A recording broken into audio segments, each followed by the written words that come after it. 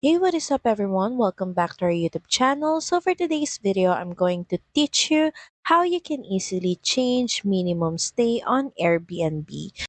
So first is just head over to airbnb.com/hosting. You will be automatically redirected here once you have already registered to become a host. And from here, just make sure that you're logged into your account. Next, just click on calendar. Then next is click on availability. And right off the bat, you can edit the number of minimum nights that a guest can stay. Just click on minimum nights. You also have an option here to customize by check-in day.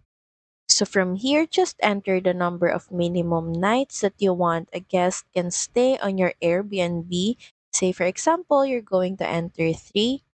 But as you can see in our case, we can only host long-term stays that is around 92 nights or more. So let's set it to 92 nights minimum. Then once done, just click on save.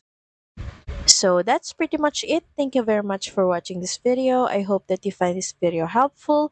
And if you do, please don't forget to like, share, and subscribe to the channel. Now we'll see you again on the next one. Bye!